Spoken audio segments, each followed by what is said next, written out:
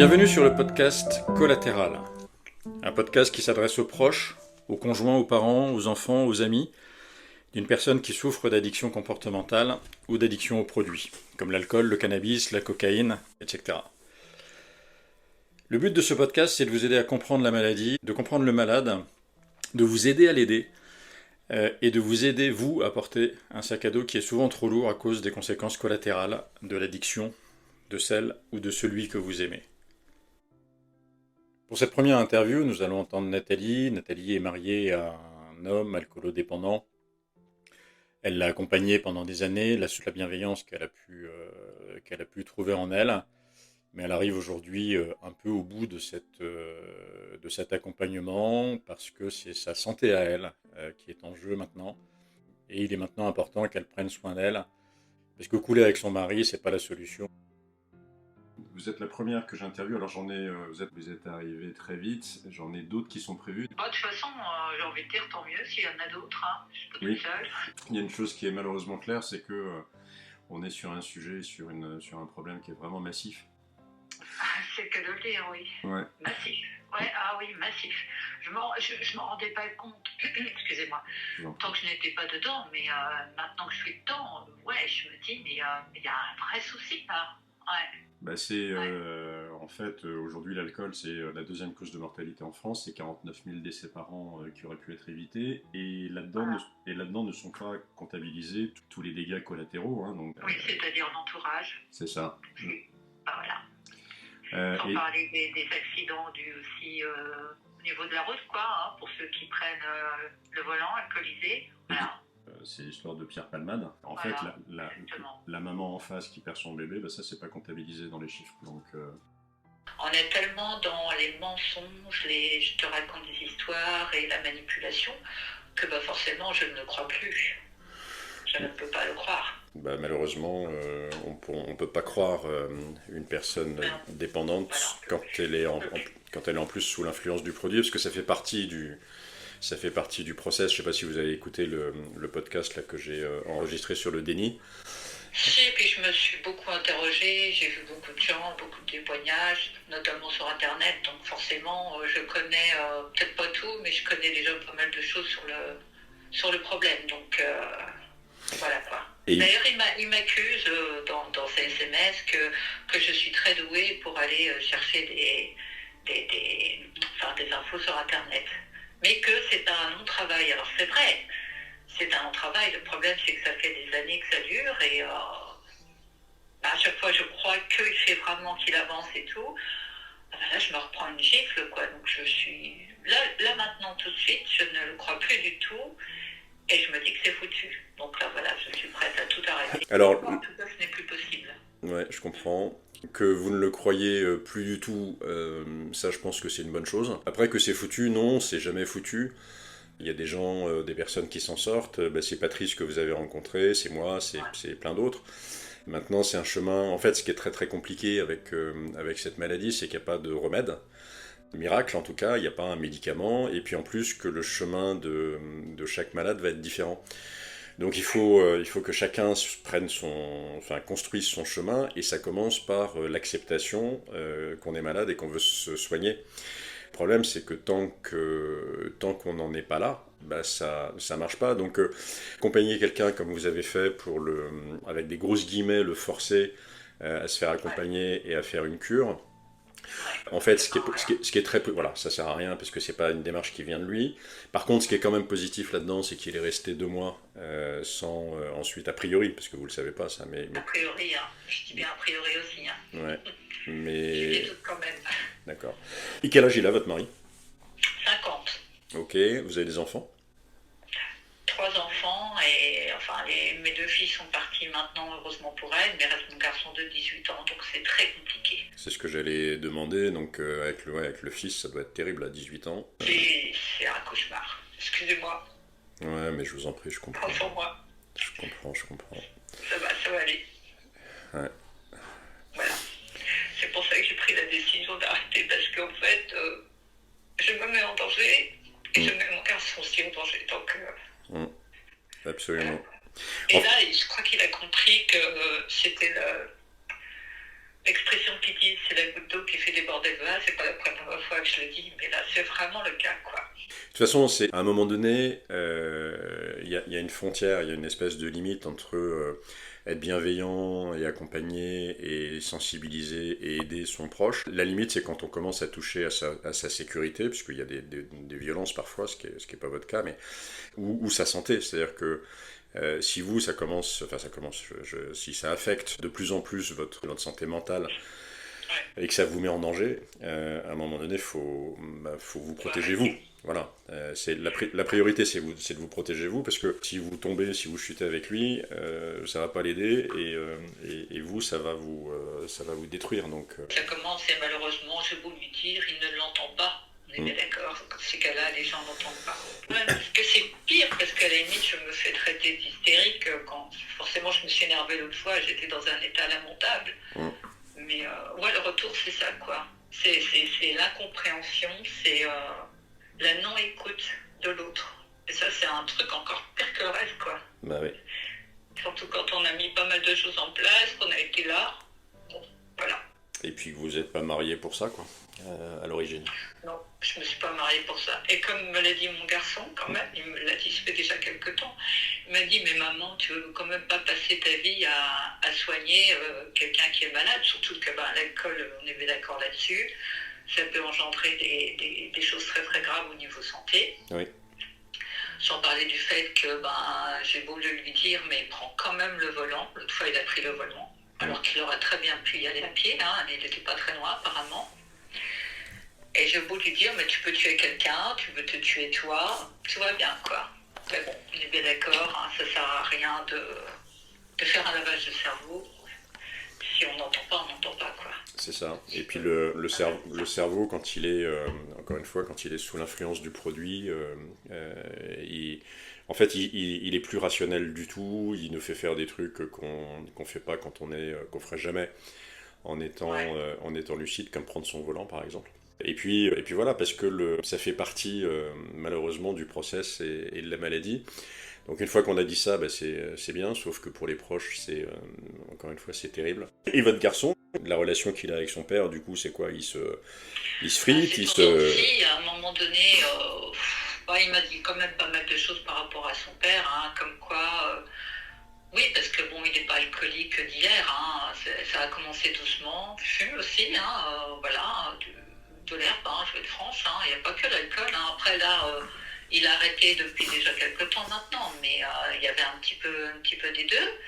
Et donc oui, mon garçon lui en veut beaucoup, et en même temps, il se sent coupable. Je suis dit, mais qu'est-ce qu'il y a de coupable d'absolument rien du tout par rapport à ton père. Et enfin bref, ouais, psychologiquement, il est bien, bien touché. C'est pour ça que j'aurais dû partir déjà depuis longtemps, mais malheureusement, bah, voilà, je suis comme tout le monde, hein, j'espère un miracle, je me dis, je vais lire. Parce que c'est, quand on a affaire à quelqu'un on connaît la personne, on sait ce qu'elle vaut, voilà, c'est tout sauf un monstre, mon mari. Donc je me dis, là voilà, je vais le sauver. Et puis en fin de compte, bon, bah, je me rends bien compte que non seulement je ne le sauve pas, mais surtout j'emmène dans la spirale mes enfants, quoi. Ouais, Et là, surtout mon garçon qui est encore là. Au niveau des études, je vais être franche avec vous, ouais, ça n'a pas été simple. Hein. Je l'ai accompagné du mieux que j'ai pu, mais je vois bien que ça va pas, quoi. mm, mm. Mm. Euh, Ah sou- ouais, non, il est touché. Bah oui. Mais souvent, pour revenir sur l'histoire du monstre, souvent les alcooliques ou enfin, les personnes qui sont dépendantes sont des gens sympas. En fait, on dit, alors c'est pas toujours partagé, mais on dit qu'on est des malades des émotions. En fait, on sait moins gérer nos émotions. Plus le fait de prendre des produits augmente comment dire, la puissance de ces émotions, qu'elles soient positives ou qu'elles soient négatives, et du coup, ça entretient une espèce de cercle vicieux où on a Ouais. des émotions plus fortes et donc comme on ne sait pas les gérer, ben, on consomme un produit.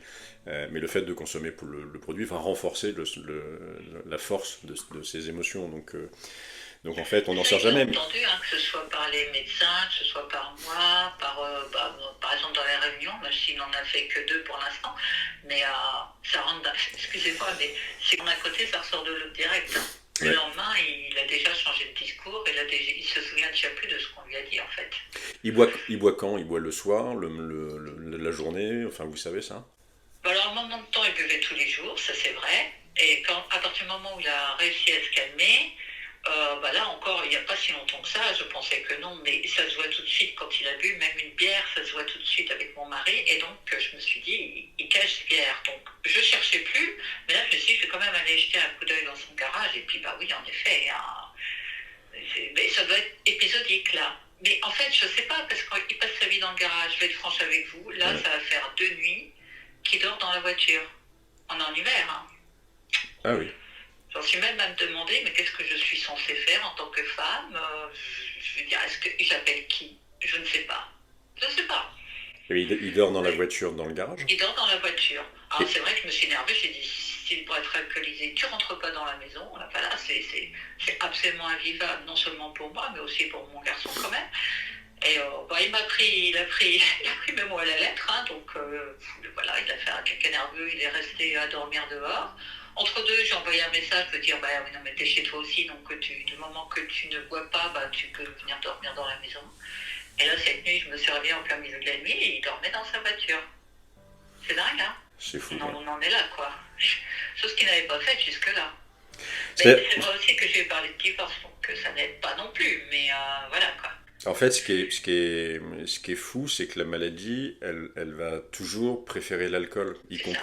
y compris parce que là, il a le choix, en fait, entre rentrer à la maison pas alcoolisé et s'alcooliser et dormir dans la voiture, et il fait le deuxième choix.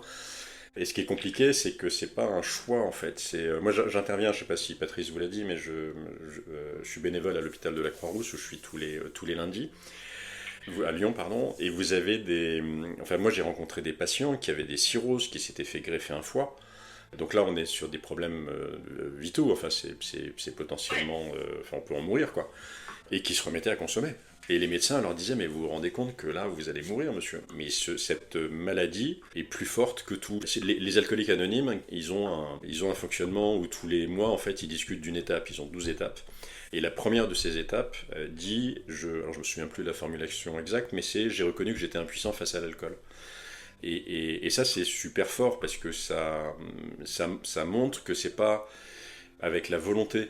En fait, ça demande beaucoup d'humilité, ça. Moi, ça m'a demandé un temps fou de comprendre ça et puis de l'assimiler. De dire, mais en fait, un, c'est une maladie. Deux, j'y arriverai pas. Moi, avec ma volonté, parce que cette maladie, elle sera toujours plus forte que moi. Sauf si je reconnais qu'elle est plus forte que moi, avec beaucoup d'humilité, et si ensuite je me fais aider. C'est comme ça que ça marche. Mais du coup, cette première étape-là, chacun va la vivre en construisant son chemin, comme je vous disais tout à l'heure. Alors, c'est pareil, c'est assez discuté ça, mais pour beaucoup d'entre nous, il y a un moment qu'on appelle le déclic, où on se dit non, là, ça y est, là, il faut que je me fasse soigner. Et parfois, le départ du proche, du conjoint, ça déclenche ça. Alors, pour être tout à fait clair, ça peut aussi déclencher l'inverse. C'est-à-dire Ah que oui. moi, en fait, j'ai deux copains dans cette aventure. Il y en a un, sa femme, ses enfants sont partis. Il m'a raconté, hein, il m'a dit la porte s'est fermée. J'ai fait yes. Enfin, Ouais, c'est ça, je euh, peux faire ce que je veux, quoi. c'est ça. Voilà. Je peux faire ce que je veux. J'ai plus de limites. Elle va plus m'embêter. Voilà. Le Euh, harceler. le harceler, Je suis le fils d'une harceleuse, donc ça j'ai bien compris. c'est ça. Je Et rigole, mais je rigole vert. Hein. Mais bon, voilà, ah, voilà, ben vous avez compris. j'entends bien. Voilà. J'ai une hystérique et une harceleuse. Bon. Ouais, je penserais plutôt malheureusement, j'ai envie de dire malheureusement, pour ce côté-là, quoi. Je vais pouvoir faire ce que je veux. Ouais, c'est Alors, ça. mais j'ai les deux cas. Donc lui, il s'est retrouvé quelques mois après aux urgences. Il s'est réveillé avec un médecin devant lui qui lui a dit Monsieur, on a réussi à vous sauver cette fois-ci, mais la prochaine fois, je suis pas sûr. Et lui, il a eu son déclic à ce moment-là. Ouais. Et à l'inverse, j'ai un autre copain qui a la même maladie que nous. Et lui, sa femme, ses enfants sont partis. Et là, il s'est dit si j'arrête pas maintenant, je vais mourir. J'ai déjà perdu trop.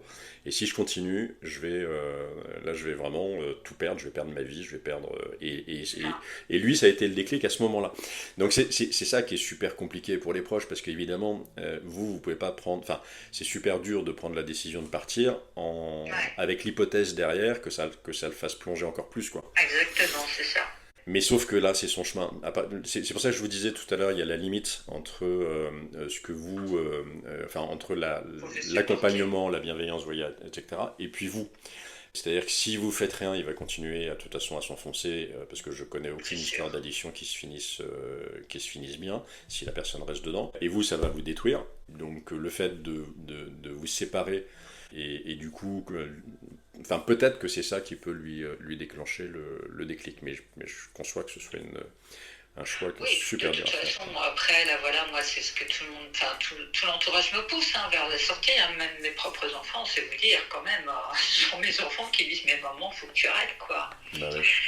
Et je les ai pas assez écoutés, j'ai traîné, et bah voilà, quoi, j'en suis là, de toute façon, mais bah, c'est pareil, moi, je suis peut-être pas malade, mais je suis dans le déni quand même, en me disant, ça va s'arranger, on va y arriver, et puis bah voilà, quoi. Donc là, je me rends bien compte que je suis au bout du bout, et que donc il faut que je me protège. Voilà, c'est pour ça que je témoigne aussi, c'est pour dire aux conjoints et conjointes, Mmh. étant donné qu'il y a des femmes aussi, Bah, que là voilà, il faut d'abord se protéger, parce que si c'est pour finir enfin, dépressif ou voire même alcoolique, ouais, on a vite fait de se dire bon je vais boire un coup et voilà quoi. mmh.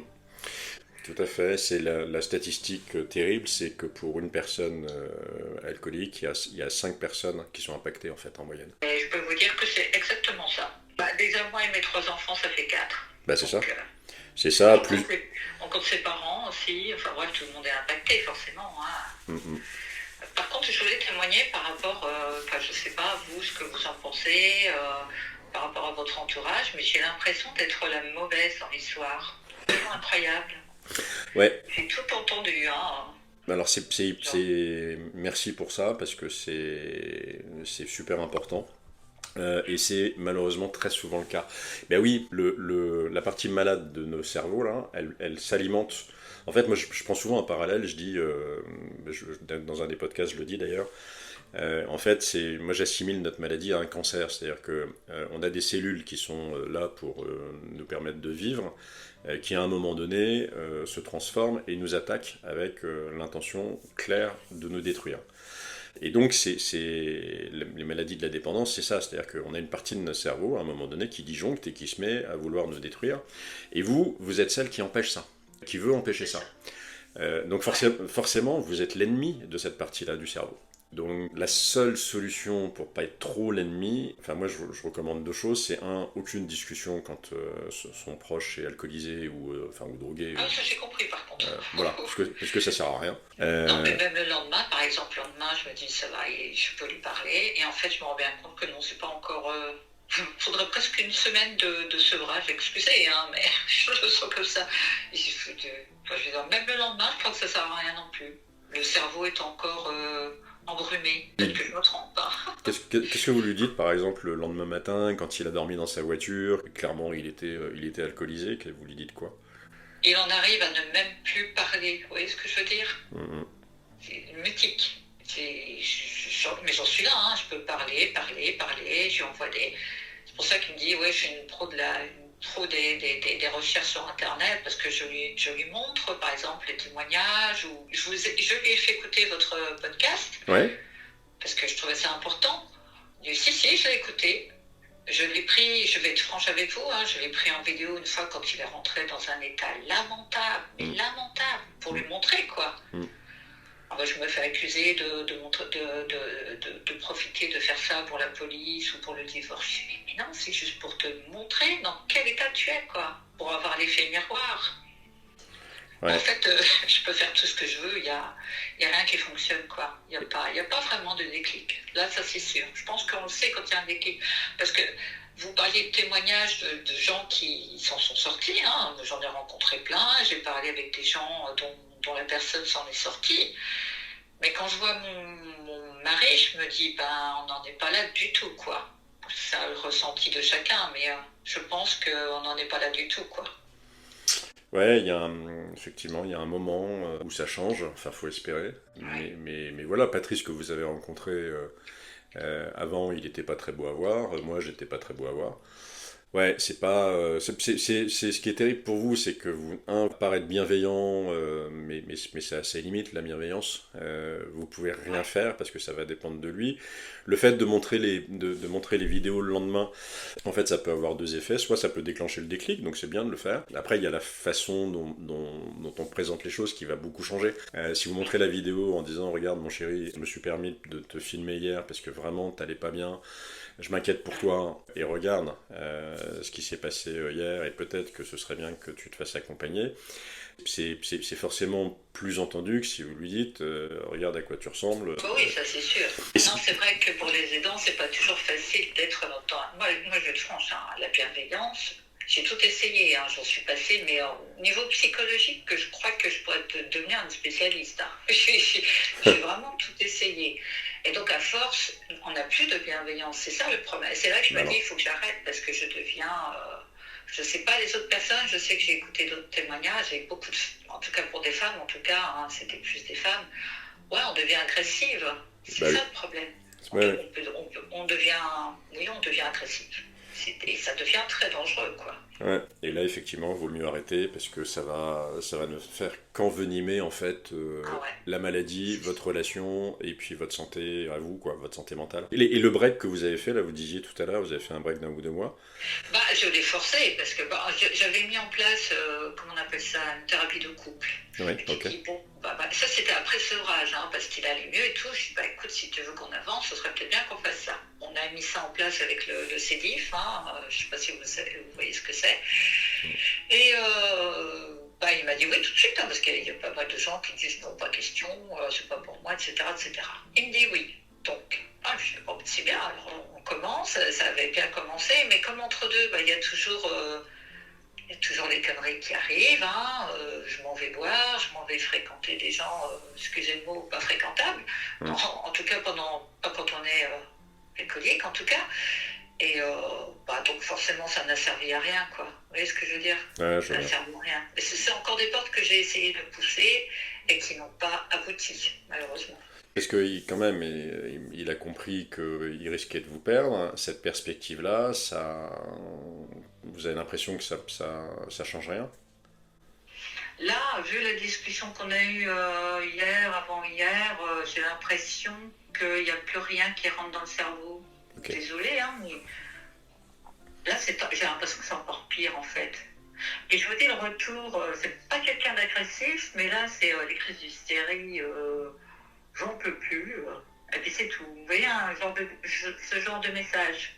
Dire, voilà, tu m'emmerdes. Oh, excusez, hein, je vais être grossière, mais sur ce coup-là, c'est comme ça que je l'ai ressenti. Et je n'ai même pas répondu d'ailleurs. Je me suis dit, bon, laisse tomber, hein, voilà. J'ai souvent été traitée d'harceleuse. Alors que même quand il y avait des périodes, il m'accuse aussi de ne pas, même que quand il va bien, en gros, je l'assassine comme un chose sur ses mots. Hein. Mais non, c'est tellement faux. Vous voyez ce que je veux dire? Mm. Quand ça va bien, je vous dis, dans la même journée, il va bien, on se parle. Hein.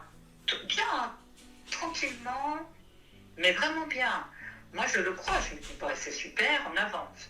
Paf, dans la journée, il s'en va boire. Mm. Vous voyez, c'est docteur, j'ai souvent dit, c'est docteur Jekyll et Mr. Hyde, quoi. Ah bah c'est ça. Dans la même journée. C'est ça, hein, Gainsbourg et Gainsbar, le Renaud et le Renard. Exactement. C'est vraiment, c'est effectivement exactement ça. Et dès qu'il y a une goutte d'alcool dans notre sang, ça switch. Et c'est le mauvais cerveau qui prend le contrôle. Voilà. Bah oui. Ah oui, ce n'est pas mon mari, hein, ce n'est pas mon mari. Bah non. Non, pas du tout, vous dites. Hein, c'est pas tous les jours. Donc il y a des périodes où il redevient lui-même. Et l'entourage, c'est un truc de fou, ça. C'est quand même une excellente nouvelle, ça. C'est-à-dire qu'il y a quand même des moments où il est sobre, où il va bien, enfin, a priori, mais de toute façon, vous le verriez si c'était pas le cas. Donc, il est capable de le faire. Il a fait sa cure pendant une semaine, au moins pendant cette semaine-là, il n'a pas consommé, donc il a pu voir les effets. Et puis surtout, il est capable de le faire. Parce que vous avez des malades alcooliques, quand ils arrêtent, d'ailleurs il ne faut jamais arrêter tout seul, hein, quand ils arrêtent l'alcool d'un seul coup, qui déclenchent qui peuvent déclencher des crises d'épilepsie, des déliriums très minces, et ça peut être hyper dangereux pour eux. Lui, c'est a priori pas son cas, donc... Il m'a fait de ces trucs bizarres. Alors, si, il Ah a oui? même essayé de s'arrêter tout seul. Si. C'est moi qui lui ai dit, non, mais tu peux pas. Je Non. vais vous donner un exemple. Les antidépresseurs. À un Mm. moment donné, mais plusieurs fois, hein, le médecin lui a donné des antidépresseurs. Alors, apparemment, ça ne fait pas bon ménage avec les autres médicaments et l'alcool, on est bien d'accord. Je Ça, confirme. tout le monde le sait. Mm. Mais quand vous avez quelqu'un qui prend des antidépresseurs, qu'il arrête au bout de 2 semaines, et puis qui recommence, vous voyez ce que je veux dire? Il me l'a fait au moins 10 fois, ça. Et vous avez beau dire à la personne, mais c'est très dangereux de faire un truc pareil, quoi. Autant ne pas en prendre du tout. Bah oui. Non. Il m'a fait de ces délires. Je me suis dit, mais est-ce que je dois appeler les urgences? Est-ce que je dois appeler le SAMU? Et une fois, ça m'est arrivé d'appeler le SAMU. On m'a bien fait comprendre que de toute manière, ça ne servait à rien, sauf s'il était mourant, bien entendu. Mais sinon, il ne pourrait pas l'emmener parce que c'est un adulte. Enfin, voilà, on en est là dans ce pays, hein, malheureusement. Et oui. Oui, et puis le SAMU, ils sont tellement débordés par plein de trucs que... Ah oui, non, mais voilà, j'ai un constat, c'est même plus une critique, c'est un constat. Bah Ils oui. ont abandonné, et puis voilà, comme beaucoup de danseurs, on finit par abandonner. On se dit, bon, là, voilà, on n'est pas non plus. Vous savez, moi, en tant qu'aidant, je me dis, mais est-ce que je suis sa femme ou est-ce que je suis sa maman? Vous voyez? Ouais, je Je sais vois. pas, beaucoup de gens pensent la même chose, hein, on en est là. Si, J'ai un c'est... garçon de 18 ans et j'ai un mari qui est un ado. C'est Donc ça. en fait, j'ai 2 ados à la maison. Sauf qu'il y en a un qui tient la route et pas l'autre. Ouais. Alors que ça devrait être l'inverse. Et puis il y en a, ouais, c'est ça. Et puis, enfin, l'inverse, pas forcément, mais et puis il y en a un qui est votre mari et que, encore une fois, que vous n'avez pas épousé pour ça, quoi. Voilà, je pas épousé pour tout. Bon, ça rentre plus, il y a plus d'écoute, je sens bien, là, je lui parle calmement, hein, parce que je me suis d'abord énervée, ça c'est vrai. Mais le lendemain, je tente de lui parler calmement, j'essaye, hein, ça c'est pas facile. Mais ouais, j'ai l'impression que le regard, il est même plus là, vous voyez ce que je veux dire? Ouais. La personne est éteinte, Ouais. mon mari est éteint. C'est ça. Ouais. C'est exactement ça. Il y a des IRM en fait qui montrent qu'il y a des parties du cerveau qui s'éteignent en fait Voilà, c'est ça. quand on consomme entre autres de l'alcool. Moi aussi, je suppose, parce que des fois, je lui dis, mais si, tu m'as dit ça hier. Mais non, je t'ai pas dit ça. Une tentative de suicide, je vais te donner un exemple. Ça, c'était avant, parce que j'étais partie en vacances avec les enfants. Il fallait qu'on s'échappe, hein, donc on est parti, on l'a laissé. Je dis, maintenant, tu te démerdes. Nous, on a besoin de pause. Il m'a fait croire, en revenant, qu'il avait fait une tentative de suicide. Et je me suis dit, et puis quand j'en ai reparlé, je me dis ça, je me suis dit, c'est quoi ça? C'est encore un mensonge? C'est du chantage affectif pour moi. Là encore, il n'y a pas longtemps, il m'a envoyé un message. Oui, j'ai pensé au suicide, mais pour les enfants, je tiens pour les enfants. Je me suis dit, mais vous voyez ce que je veux dire? Des choses comme ça, c'est assez violent, hein, quand vous recevez ça en SMS. Vous dites, à quoi il joue, quoi? Non, mais il y a des moments où il est. En fait, c'est parce que l'alcool, en plus, c'est assez peu connu ça, mais c'est un dépresseur. C'est-à-dire que ça. C'est un très bon anxiolytique, j'ai envie de dire malheureusement, mais c'est donc ça soulage, ça fait descendre l'anxiété, le stress, etc. Mais ça crée au fond, en fait, ça installe une dépression. Ça installe un état dépressif sur la durée. Et plus on boit, et plus cet état dépressif augmente. Ce qui fait, voilà, ce qui fait qu'il y a des moments, voilà, de détresse quand il envoie un SMS où il dit ça. Enfin, moi, en fait, je le ressens parce que je suis passé par des phases identiques. Il est complètement en détresse. Ça, je l'ai bien compris, hein, vous inquiétez pas. Sur ce coup-là, je l'ai bien compris. Mais en même temps, je me dis, en tant qu'aidant, je peux plus rien faire, quoi. Je ne peux même pas répondre à ça. Non. De toute façon, la réponse, on est bien d'accord, elle ne va pas être reçue, ou entendue, ou comprise. Et la seule réponse constructive possible derrière, c'est de dire, écoute, j'entends, mais la solution, c'est que tu te fasses aider, que tu te fasses accompagner dans des structures de soins. Mais ça, il est, d'après ce que vous dites, il n'est pas prêt à ça encore, quoi. Là, c'est encore moi, il y a à peine une semaine de ça, qui lui ai dit, non mais là, tu me dis que tout va bien, mais tu ne mets rien. Voilà une personne qui ne met rien en place. Pas de suivi psychologique. Juste les médicaments du médecin pour l'alcool, hein. C'est tout. Pas de suivi, pas de réunion, Parce que Patrice m'a donné son numéro de téléphone, il m'a dit, tiens, tu demandes à ton mari s'il veut me parler. Je lui ai donné mon numéro, il me dit, qu'est-ce que tu veux que je dise, j'ai rien à dire. Bon ben voilà, vous voyez ce que je veux dire? Ouais, je vois bien. C'est parce qu'on est dans le refus total de l'aide, voilà. C'est ça, et il va guérir, en tout cas il va construire son chemin du rétablissement le jour où il va prendre son téléphone et où il va contacter lui, une ressource d'aide. Il y en a plein, pour le coup en France on est un pays bien doté en ressources d'aide, il y en a partout, dans toutes les villes, avec des structures différentes, les addictologues, les XAPA, etc. Mais donc ça c'est pas un souci de se faire aider. Par contre, et puis c'est public en plus, mais par contre ça nécessite que ce soit lui qui fasse la démarche et pour ça, il faut à un moment donné qu'il passe par le déclic. Donc, moi, le seul conseil, encore une fois, que je peux vous donner, c'est de vous préserver, c'est de vous éloigner, c'est de penser à votre santé, c'est que vos enfants pensent à la leur. Et puis après, il faut juste espérer que ce soit, que ce soit suffisant pour qu'ils réagissent. Vous avez je ne sais pas si vous en avez parlé, Patrice, mais en parallèle des réunions des alcooliques anonymes, il y a des réunions qui s'appellent Al-Anon. Ouais, le problème avec Al-Anon, je peux parler.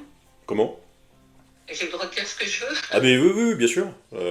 Exprimez-vous librement. Moi, en tant qu'aidante, ici à Cherbourg, on a un groupe d'Al-Anon, mais trop de bondieuserie pour moi, et monsieur avait essayé de la faire, de pousser la porte, il y est allé 2-3 fois, il m'a dit non mais c'est pas pour moi quoi. Et même le président, il voudrait enlever cet aspect un petit peu bondieuserie par lequel on est obligé de passer à chaque réunion, vous voyez ce que je veux dire? Je vois très bien, moi je suis parti, j'ai quitté les alcooliques anonymes à cause de ça. C'était un groupe qui était... parce qu'après chacun l'interprète comme il veut. C'était un groupe qui disait, bon les puissances supérieures ou Dieu c'est tel que vous l'entendez, si vous n'y croyez pas c'est pas grave. Puis sauf qu'à un moment donné, dans le groupe est arrivée une intégriste. Et là vraiment il fallait absolument... là fallait lire la Bible, enfin le bouquin de Bill et Bob. Et bref, on a été...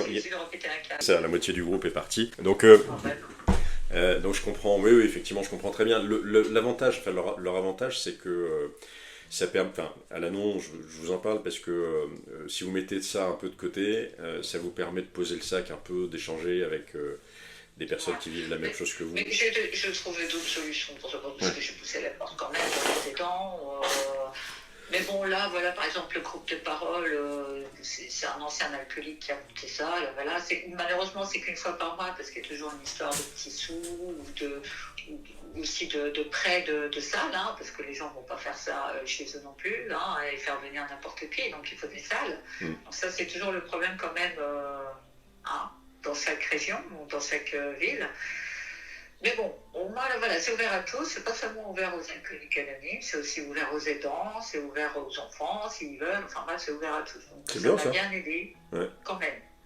Là, puis l'autre fois, vous voyez, je suis allée à la réunion, et Patrice me disait qu'il y en a une demain sur la glacerie. Je peux pas y aller ce soir, non, c'est ce soir, je peux pas y aller ce soir, mais sinon, la dernière fois, j'y suis allée. Voilà. Ça me permet, moi, d'entendre le témoignage des autres, parce qu'il y avait, en fait, en tant qu'aidant, il n'y avait que moi. Donc, j'ai donné mon témoignage quand même en tant qu'aidante, pour expliquer un petit peu mon ressenti, et sans juger, hein. On n'est pas là pour se juger qui que ce soit, voilà. Mais ça s'est bien passé, et les gens qui étaient là, et qui pourtant étaient malades, voilà, je veux dire, ça a été... ils m'ont apprécié, et moi je les ai appréciés aussi, parce que ça m'a quand même aidé à comprendre certaines choses. Moi, à l'époque, donc quand j'allais aux réunions des alcooliques anonymes, une fois par mois, il y avait une réunion ouverte, donc où venaient pas mal d'Al-Anon. Et je pense que c'est un des éléments qui m'a le plus aidé, en fait, de me rendre compte de l'impact que ma maladie avait sur mes proches, en entendant le témoignage des proches des malades. Vraiment, ça m'a hyper ému, et comme parce qu'en plus ça a été hyper positif parce que c'est distancié. Si ça avait été mes proches qui avaient témoigné à la réunion, ça n'aurait pas du tout eu le même impact. On n'est pas d'accord. Mais je veux dire, à un moment donné, on n'écoute plus les proches. C'est ça le problème. C'est comme les enfants. On n'écoute pas papa, maman. Il faut une tierce personne. C'est pareil en fait. C'est la même chose. On dit souvent que c'est, et puis c'est une réalité. C'est pas avec la volonté qu'on on s'en sort. Encore une fois, il y a vraiment besoin de se faire aider. Par contre, il faut quand même avoir le désir, l'envie de s'en sortir. De s'en sortir. Ouais, voilà, c'est ça. Voilà, il faut vraiment prendre conscience qu'il y a un problème. C'est ça. Et se dire, j'ai envie de... je suis conscient, voilà, c'est ce que vous dites, je suis conscient d'avoir un gros problème avec l'alcool, il faut que je me fasse aider, et à partir de là, ça se met en route. Mais ça vient, c'est facile à dire, mais pour que ça vienne profondément en soi, et que vraiment on ait envie de le faire, c'est beaucoup plus compliqué en fait. Bah ouais. Après, ça j'en ai pris conscience, hein, depuis le temps que je me bats, j'en ai pris conscience. Mais à force, j'y arrive plus, quoi. Je me dis, mais je peux rien faire de plus. Et je pense que les aidants, comme vous dites, c'est la rupture, quoi. C'est à un moment donné, on met de côté le lendemain, si par exemple. Et oui, voilà, on se dit, allez, je peux encore mettre de côté, je peux patienter, je peux pardonner, et puis on est bien d'accord qu'à un moment donné, on n'y arrive plus, quoi. Et là, moi, j'y arrive plus, en fait. Donc je pense que c'est là la rupture, c'est quand on n'arrive même plus à avoir... J'ai pas envie de dire pitié, j'aime pas ce mot-là, mais c'est un peu ça quand même, quoi. Il y a de ça, malheureusement, hein, on en est là. C'est un petit peu ça, en fait, on finit par ne plus rien ressentir. Je pense que c'est là que ça devient critique. Oui, c'est pour les aidants. Quand il n'y a plus de bienveillance, en tout cas. Enfin, si, il y a toujours de la bienveillance, mais quand il n'y a plus... De patience, ouais. Le lien est rompu, en fait. Ouais, c'est ça. Le lien est rompu. Ouais. Oui, parce que ça peut vite se transformer. Enfin, je ne sais pas tout le monde, mais bon, moi, je vois bien que... C'est limite, ça se transforme en haine un petit peu. Hein, c'est ça, on finit par détester l'autre. Détester l'image, détester la façon de faire, détester les mensonges, détester tout ça, quoi. Enfin, oui, je suis là, en fait. Je me dis, ouais. Et pourtant, c'est dingue, parce qu'il y a encore des sentiments, parce qu'on connaît la personne. On se dit, c'est pas la personne, quand elle est sous emprise, ce n'est pas cette personne-là, mais bon. Mais bon, comme vous dites, hein, on peut pas faire grand-chose, hein, voilà. C'est frustrant pour les aidants, c'est le pire de tout, c'est de se dire, on ne peut rien faire, en fait. On peut proposer, mais ça s'arrête là. Ouais, mais il y a un truc encore pire que ça, c'est de se dire, quand j'essaye de l'aider, si je l'oriente, si je le conseille, etc., donc en essayant de l'aider, en fait, c'est complètement contre-productif. C'est-à-dire que non seulement je ne peux rien faire, mais en plus, quand je veux l'aider, ça l'enfonce encore plus, en fait. Parce que son cerveau est dans le déni, et comme vous le disiez tout à l'heure, vous êtes l'adversaire, vous êtes l'ennemi qui empêche cette partie-là de fonctionner. Donc c'est facile à dire, mais en tant que proche, c'est terrible ça. C'est un cauchemar. Et... Vous pouvez dire le mot, c'est un cauchemar, quoi, en fait. Oui.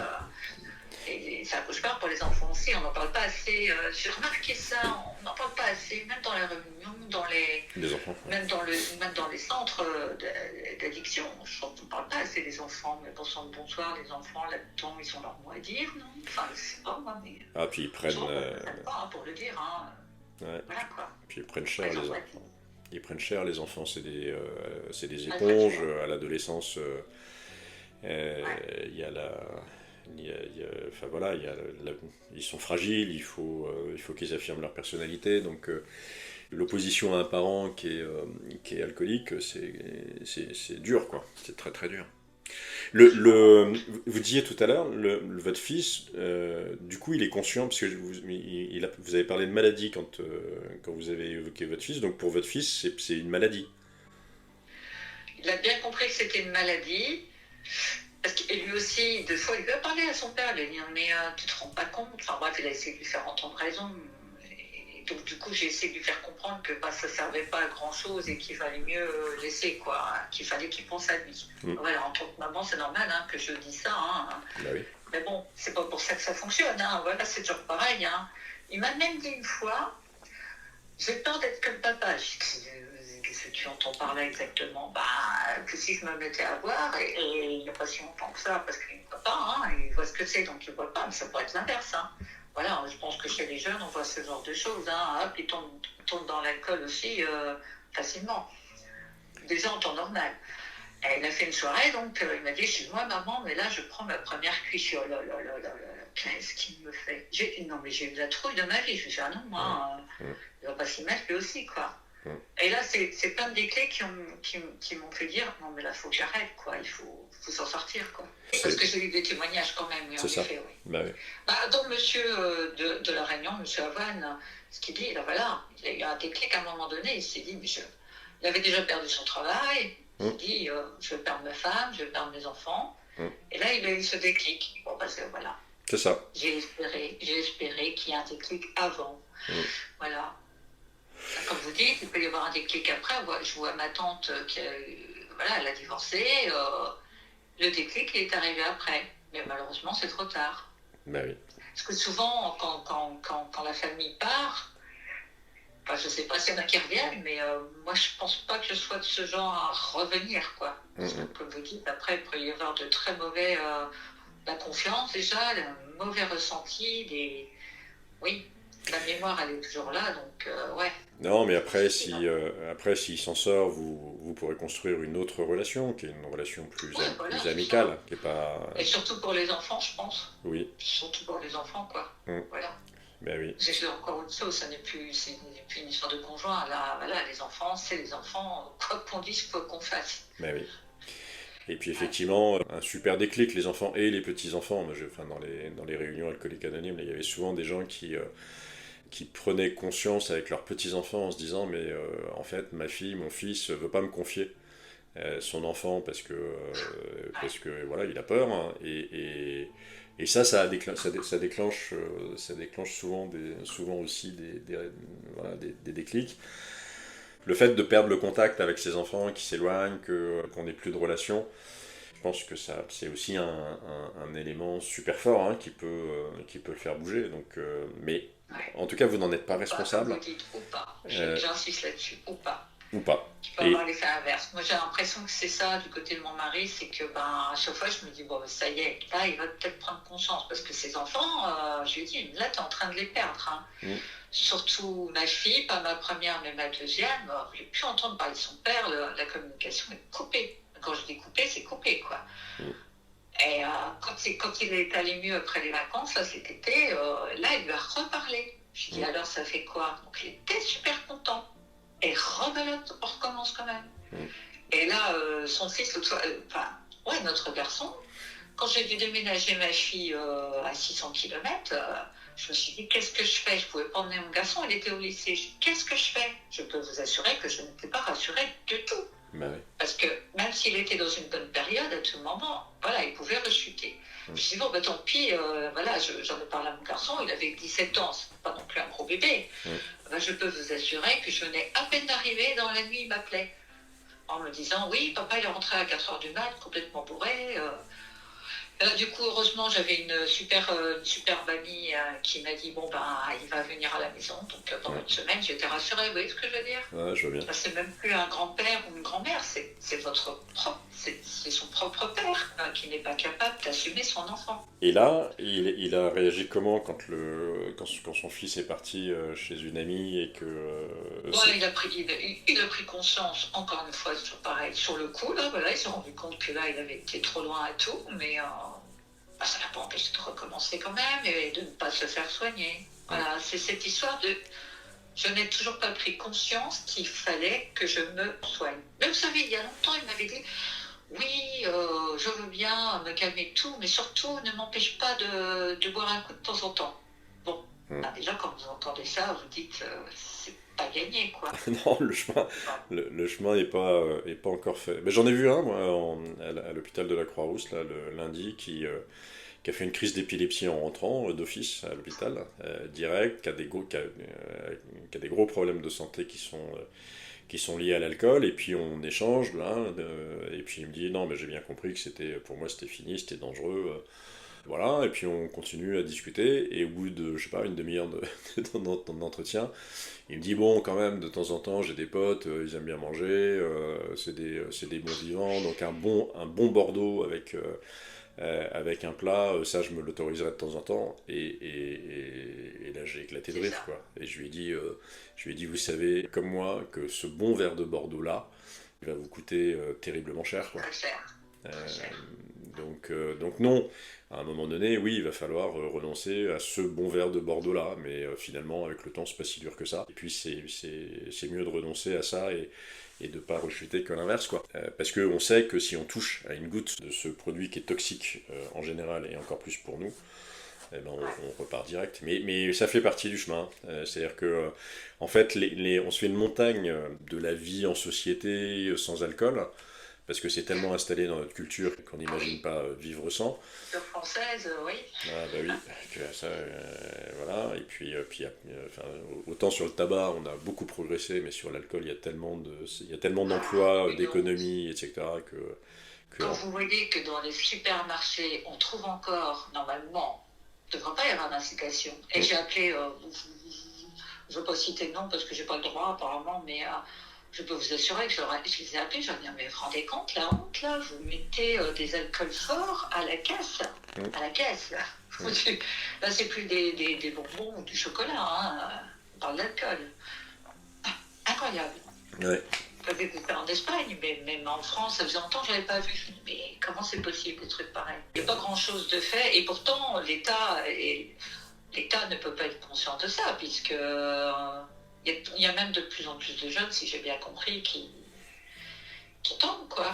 Ah ben, Qui tombent. malheureusement, je vous confirme, en fait, chez les jeunes, il y a un phénomène, bon, ça fait déjà quelques années, mais il y a un phénomène de binge drinking qui nous vient de l'Europe du Nord et du Royaume-Uni. Et le principe, c'est vendredi soir, samedi soir, je bois de l'alcool fort le plus vite possible pour m'alcooliser le plus vite possible. Euh, Voilà, c'est ça. Le truc et débile. voilà.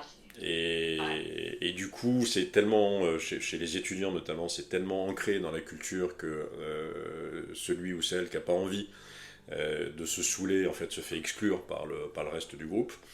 Et du coup, ça va déclencher ça va créer des malades, parce que je ne sais plus, entre guillemets, m'amuser ou sortir le vendredi soir et le samedi soir sans être totalement ivre-mort.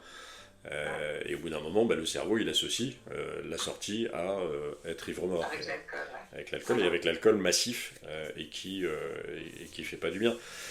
On ne sait pas bien hein, comment ça démarre ces maladies, mais le fait de stimuler le cerveau de cette façon-là, aussi régulièrement, on est à peu près certain que ça va déclencher des choses graves chez la plupart, enfin chez quelques-uns de ces jeunes en tout cas. Bah, c'est le problème de mon garçon, là, voilà, il s'en rend bien compte, hein. Il me dit, mais les autres, ils pensent qu'à ça, en fait. Arriver le week-end, boire un coup, même au sport, même au sport. Ça Mm-hmm. veut dire, ils pensent qu'à ça.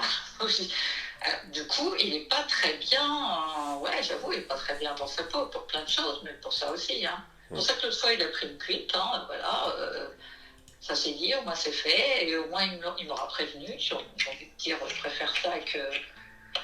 Ça sert à rien de me prévenir, ça ne changera rien en fait. Mais bon, au moins il aura testé. Il Ouais. n'a pas été bien pendant 3 jours quand même, donc c'est une histoire de fréquentation aussi, hein, malheureusement. Hein. Ouais. Mais comme vous dites, socialement parlant, il y a un jeune qui m'a parlé à la réunion, là, il m'a dit, c'est vrai que socialement, moi tous mes potes boivent, quoi. Bah oui. Ah voilà. Donc, j'ai même une copine qui avait tendance un peu à boire, mais les gens, ils n'ont toujours pas compris que je ne buvais plus. Ce qui fait que dès que c'est l'apéro, hop, même son propre mari lui a fait le coup, il lui a servi un verre de vin avant d'avoir un déclic, il dit ah ben non, je ne bois plus.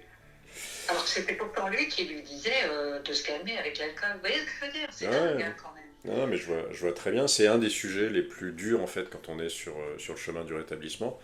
C'est cette pression sociale en fait. C'est-à-dire que C'est ça. vous vous retrouvez très vite. Quand vous êtes avec vos amis qui sont au courant de votre maladie, ça va, vos amis, votre famille. Par contre, dès que vous sortez de ce cercle-là, vous êtes, il y a un pot au boulot, il y a un pot avec les voisins, et là systématiquement vous êtes hyper sollicité et vous n'avez pas envie de dire que vous avez un problème avec l'alcool parce que ça reste honteux dans notre pays. Et du coup, Ah bah vous. et du coup, ça crée des situations où parfois il y a des gens qui rechutent à ce moment-là parce qu'ils n'osent pas dire non, ils savent pas comment l'exprimer. Et c'est terrifiant ça. Alors aujourd'hui, moi j'ai plus aucun souci avec ça. On me propose un verre d'alcool, je dis non merci, je ne bois pas d'alcool. Je le dis de façon suffisamment ferme pour qu'on m'embête pas et pour qu'on vienne pas me poser des questions sur mais pourquoi, machin, etc. Mais ça a demandé des années de pouvoir faire ça. Hein. Ouais, c'est ça, c'est pas du jour au lendemain, ça demande un travail sur soi, quoi. Ouais. Enfin, ça dépend du caractère de chacun aussi, mais bon. Ouais, mais on est passé, enfin moi je suis passé par une phase où j'étais allergique. Je disais non, je suis allergique à l'alcool. Et ça marchait pas mal ça, donc les gens étaient curieux, me dire bon, ça fait quoi? Bah ça fait que je me gratte, que le lendemain j'ai des migraines pas possibles. Et du coup, je préfère ne pas boire, hein, et ça passe, ça passe très bien. Mais voilà, mais votre mari, il va falloir qu'il prenne conscience, qu'il se fasse accompagner, qu'il fasse une cure de sevrage, derrière qu'il enchaîne par ce qu'on appelle une post-cure, où on apprend justement à vivre en société, dans cette société où on est sollicité en permanence. Il aura la possibilité matérielle de se faire accompagner pendant un mois ou deux. Il faut juste que ça vienne de lui, et peut-être faut espérer que votre départ déclenche ça, que ce soit pas pire, et si c'est pire, ça sera pas de votre faute. Surtout les enfants, surtout eux qui doivent se dire que moi je suis une adulte, mais les enfants, ouais, c'est dur à avaler. Ouais. C'est vrai qu'ils se sentent coupables. Encore moi je dis pas, mais mes enfants, pourquoi ils se sentiraient coupables de ça, je comprends pas. Mais bon, là, Bah ici, la culpabilité chez les enfants, souvent, elle est liée à l'adolescence, parce que, comme tout adolescent, ils ont dû lui en mettre un peu plein la tête, et peut-être un peu plus, parce que, à cause de son état, et du coup, ils culpabilisent forcément à cause de ça, mais encore une fois, c'est pas de leur responsabilité si leur père est malade, si leur père avait eu un cancer, et c'était pas de leur responsabilité, là c'est pareil, quoi. Ah oui, c'est pareil. Oui, ça c'est un truc à dire, ça. Voilà, ouais. C'est une maladie, et puis c'est tout. Responsable de la maladie de qui que ce soit, ouais. Absolument. Bah oui. Non, c'est. Et puis c'est pas non plus une contagion. C'est pas comme si on disait, oh bah tiens, toi t'as le Covid, je te le file. Ou le sida, je te le file express. On n'est de rien. Voilà. Absolument, avec quand même une hypothèse très forte, de plus en plus forte, qui a un caractère génétique. Ouais, c'est ce que j'ai entendu, ouais. Ouais, à cette maladie. En fait, c'est venu des Américains et des enfants adoptés. En fait, pendant longtemps, donc les enfants qui ont été adoptés sont souvent plus addicts que les autres. Et pendant longtemps, on a pensé que c'était logique et que c'était lié au fait que il y avait un manque à combler à cause de l'abandon de leurs parents biologiques, etc.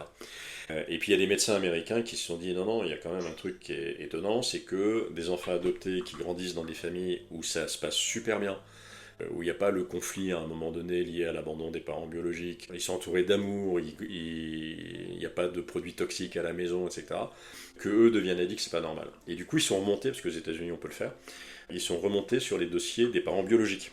Et là, bingo, quasiment à chaque fois qu'un enfant adopté qui grandissait dans une famille saine, on va dire, devenait addict, les parents biologiques l'étaient. Et du coup, il y a plein de recherches là-dessus, sur le ou les gènes, parce qu'évidemment, le jour où on trouve ça, ça va être chouette, qui déclenche la maladie. Mais c'est une démonstration de plus toutes les IRM qui ont été faites, qui démontrent que c'est vraiment une maladie. Il n'y a pas de débat là-dessus, il n'y a plus de débat là-dessus. Donc vos enfants, il faut bien leur répéter ça. C'est inquiétant. C'est inquiétant. On dit, mais je vois bien, la preuve, c'est que son père, quand même, est alcoolique. C'est un alcoolique dans le déni, il n'en est pas au même état que mon mari, malgré tout. Je ne sais même pas comment il fait d'ailleurs, mais bon, c'est un alcoolique, quoi. Ouais. Certainement son grand-père encore avant. Bah ouais.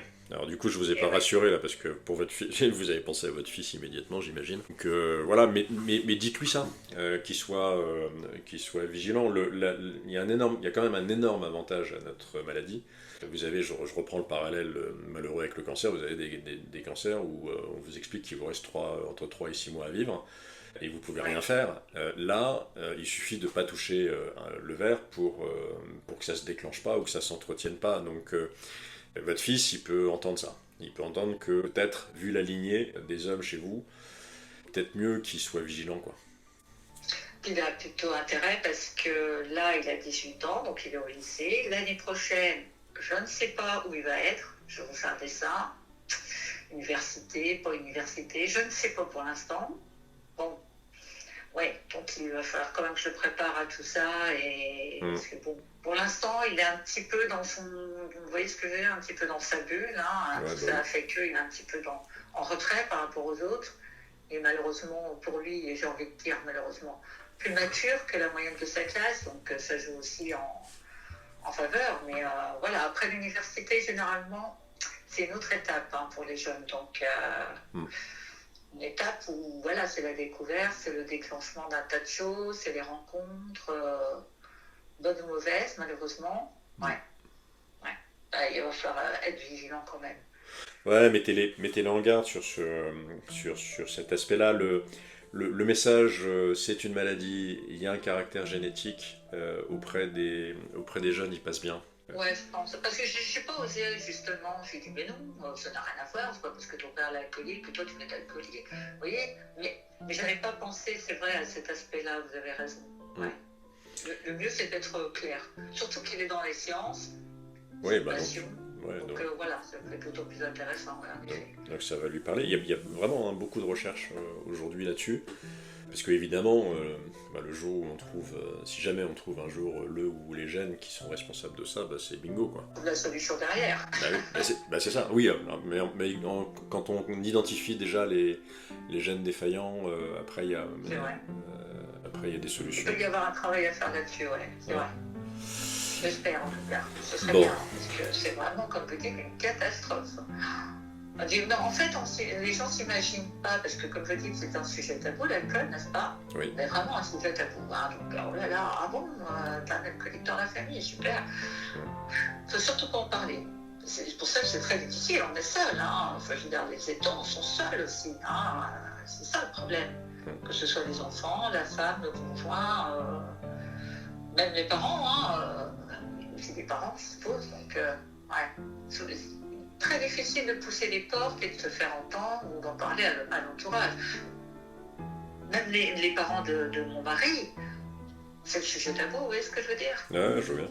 Personne ne vient me voir en me disant alors, est-ce que ça va? Je veux dire, démerde-toi, ma cocotte, avec mon garçon. Par exemple, si je veux parler de ma belle-mère, ça va être ça en gros. C'est incroyable quand même. Ouais, mais c'est vrai qu'il y a une sorte de génération, mais enfin quand même. Quand même.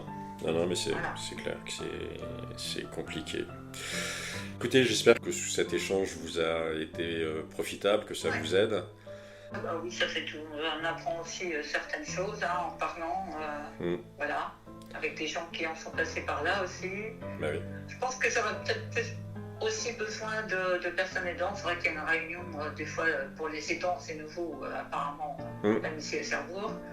Voilà, il faut pour les aidants qu'il y ait un petit peu plus de choses de faites. Alors il y a un dispositif qui existe sur Lyon, qui est en train d'être déployé partout, je sais pas chez vous, qui s'appelle Bref, et c'est top. Franchement, moi je participe à ça, mais on est en train de le développer, de le déployer. Et en fait c'est 3 entretiens qui sont assez espacés.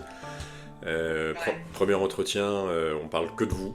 Et donc c'est infirmier, addictologue et parfois des patients experts. Donc c'est vous, comment vous allez, comment vous pouvez faire pour aller mieux. Et puis on prend pas mal de sujets qu'on a évoqués ensemble là aujourd'hui sur le fait, sur la culpabilité notamment, que c'est pas de votre responsabilité, que c'est de la sienne. Deuxième rendez-vous, là où on parle du proche et de comment vous pouvez l'aider, mais sans vous mettre en danger vous.